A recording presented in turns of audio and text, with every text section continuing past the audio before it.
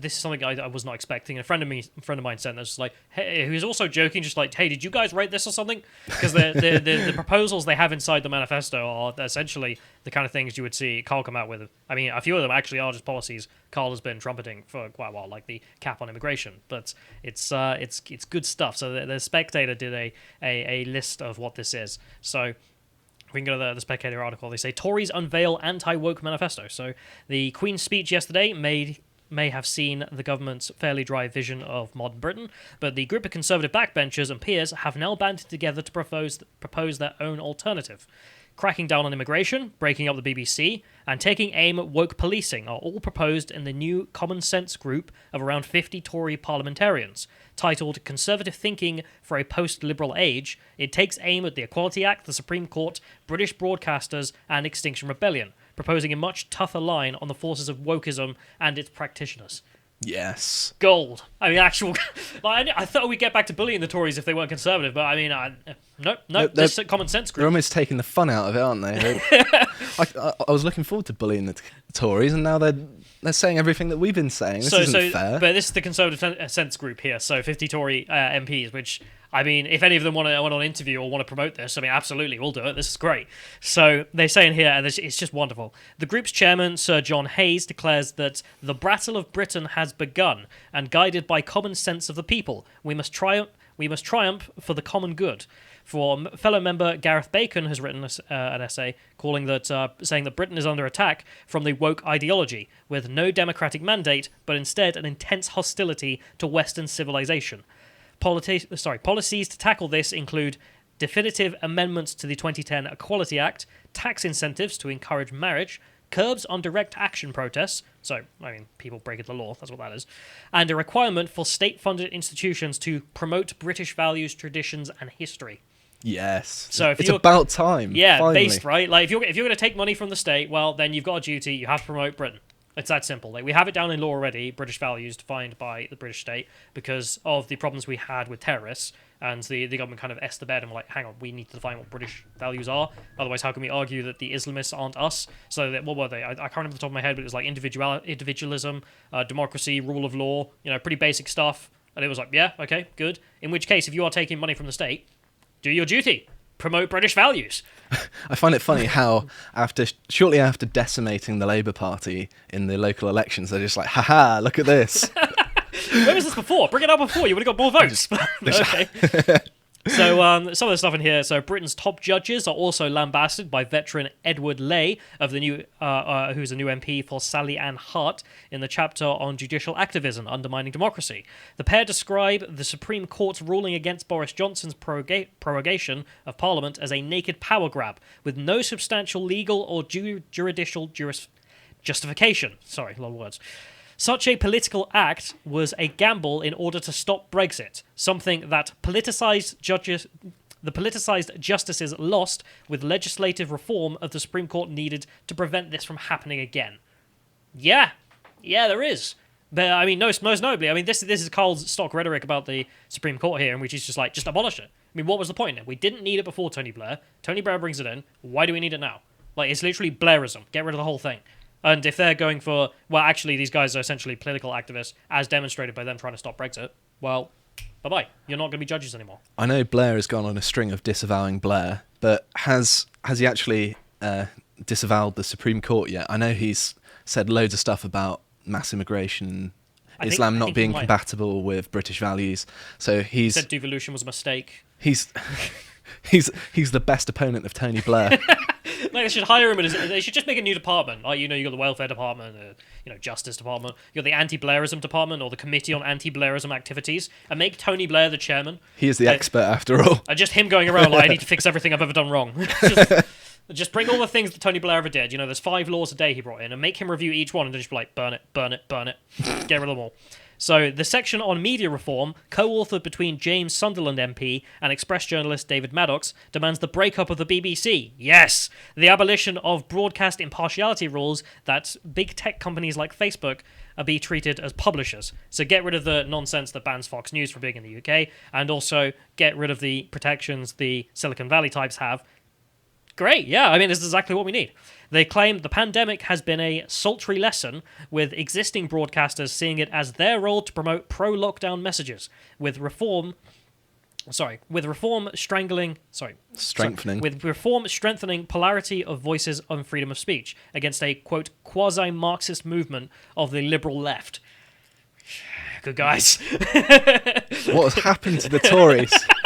Someone red-pilled the water supply in London. This wasn't the Tory party I saw a few months ago, but good. They have identified the problem. They have identified the goddamn problem. That's what you needed. That's the first step. And so they continue. The police are not spared either, with Chris Loder and Tom Hunt calling for the end of woke culture and of middle management, infecting forces across the country. Reforms include tackling the fear of conduct investigations, which means officers are wary of acting according to their instincts. We know what that's about, first segment. And that's with McPherson report being accused of undermining effective policing. The words of institutional racism are so terrifying because they attack the very foundation of policing by consent. Perfect. Perfect. There is no institutional racism within the state that we can find. Not in the government, not in the government's policies, not in how it works, except against white people, actually. But we have that's something they didn't look at, unfortunately. But we have that on the website, in case you're wondering, state-funded racism, lotuses.com. But the institutional racism within the police force, not there. Sorry, it's just not there. Any investigation doesn't find it. What you find are differences in action. And differences in action, if they're of people who have free will, that's not racism. It's just not. I'm sorry, Marxist, you're just wrong. I'm speechless at this. Like, what has happened to the Tory party? I know, right? They became based overnight. Well, they absorbed the UKIP vote and became UKIP. I'm like, yeah, cool. Like, if you take all the good stuff from UKIP, that's what you need. I mean, if a party's got good stuff, take it. On immigration, the Red Wall MP, Nick Fletcher, backs a cap of 100,000 people per year. Perfect. That's 1,000 too many. But no. I only said 1,000. Didn't say 100,000. But we need a cap, and there is nothing wrong with a cap. I put this to Richard Tice. Cole's mentioned it a lot. What is the argument against it?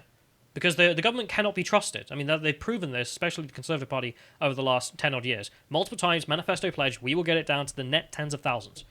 Failed every single year to do it. In which case, it has to be a hard cap. You can't be trusted to just determine it in your own time. You have to have a hard cap in which it stops you from breaking your pledge.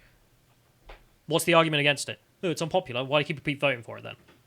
You tell me. He argues, it must be made known to ordinary working men and women that their neighbourhoods and their communities will not be treated as a dumping grounds for anyone and everyone who wishes to come to the UK. True.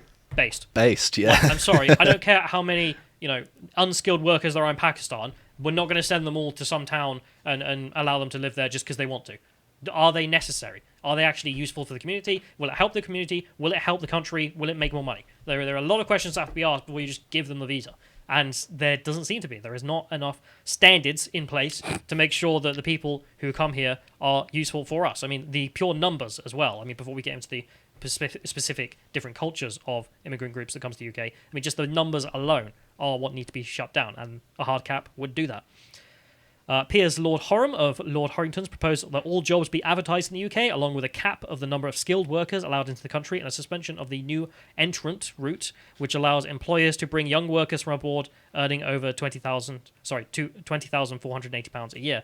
So this is basically just a loophole he wants to shut down, which is cool. And I'm gonna skip over some of this, but he says, it was, of course, 9 years ago that a similar punchy book by newly elected members, Britannia Unchanged, made the names of today's some leading Tory politicians.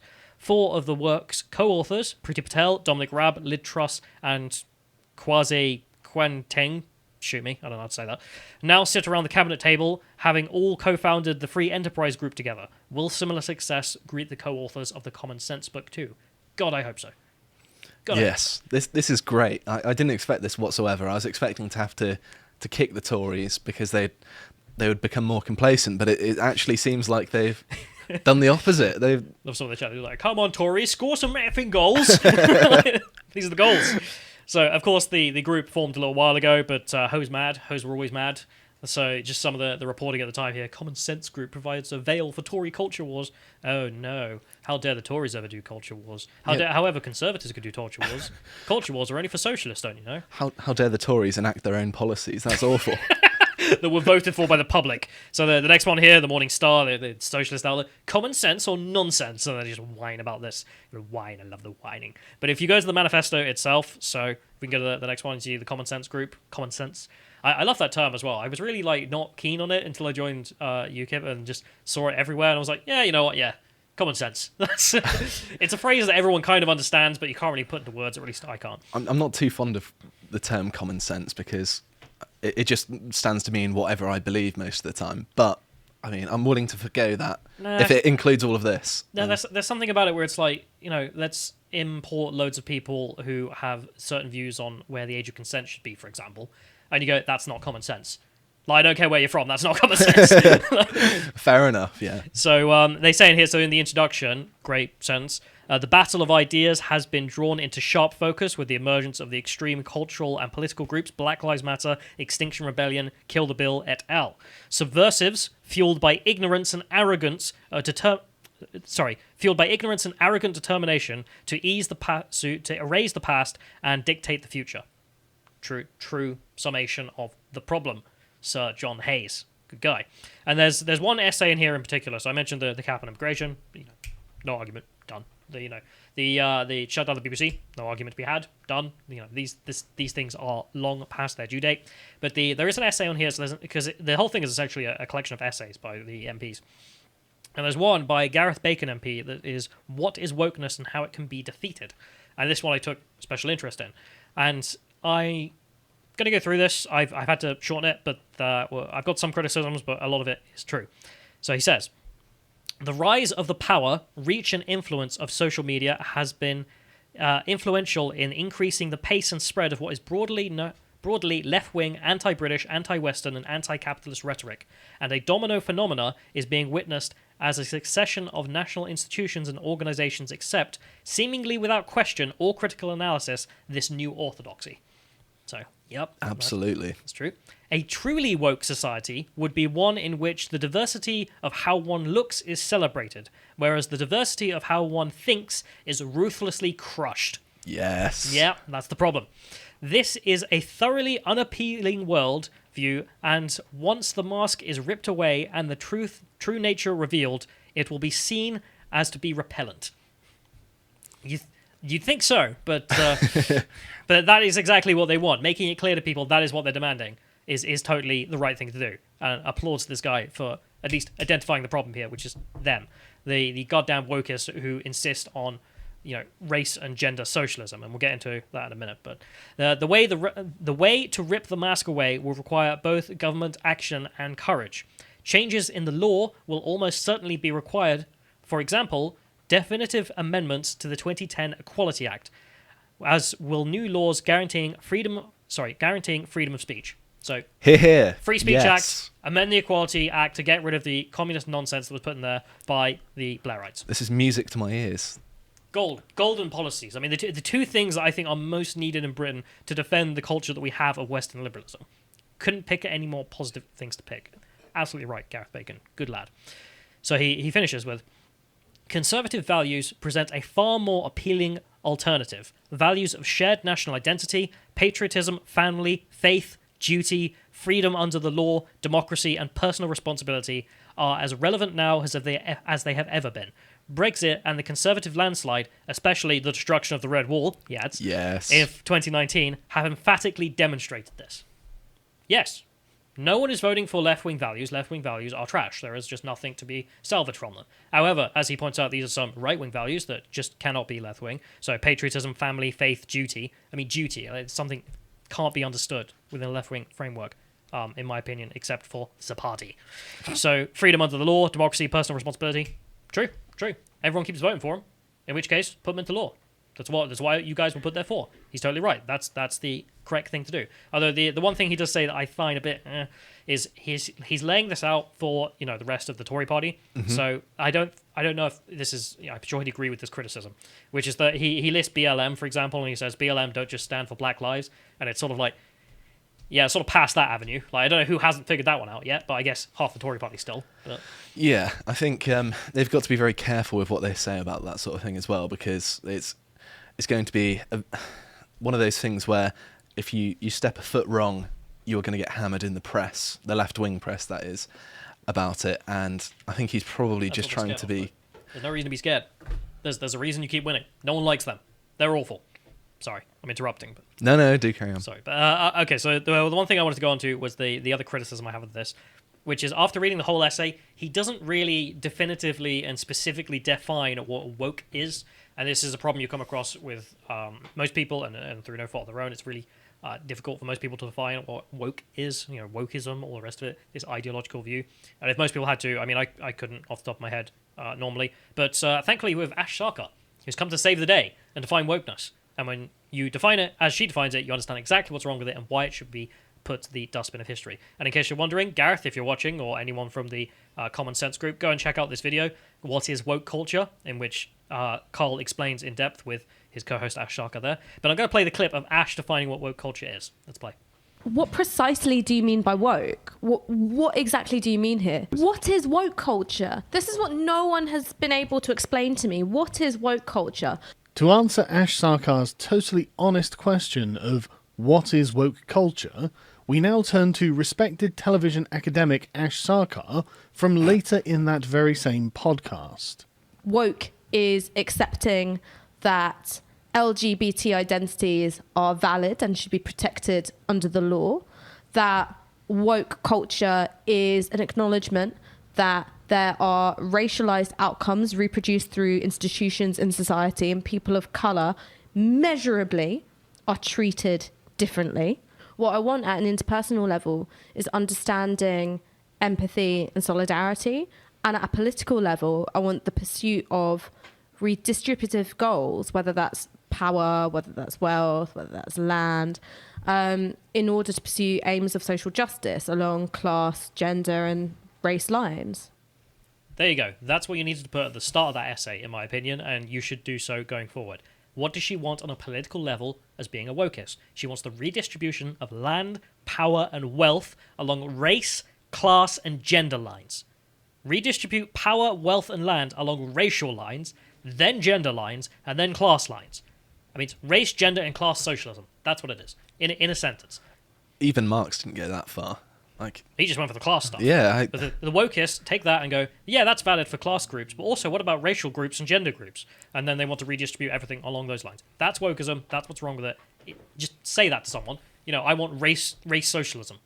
I mean, they'll look at you with a befuddled look at, like, what is this lunatic? I think it's so hard to define because when you hear the word salad, your brain just switches off. I think that's what happened to me. She's just saying all these horrible terms, and it just didn't mean anything, and I kind of struggled to follow along with it. Exactly. It so boil it down, and what is she saying? I want the redistribution of wealth, power, and land along racial and gender lines. Race and gender socialism. That's what she's arguing for. That's if you want to define it in a single sentence. That was the only thing missing from the essay. Otherwise, fantastic. Fantastic Common Sense group. Great job. Feels weird complimenting the Conservatives so much, but good job, guys. If you enjoyed this segment from the podcast of the Lotus Eaters, you can watch the full broadcast live every weekday at 1 p.m. UK time on lotuseaters.com.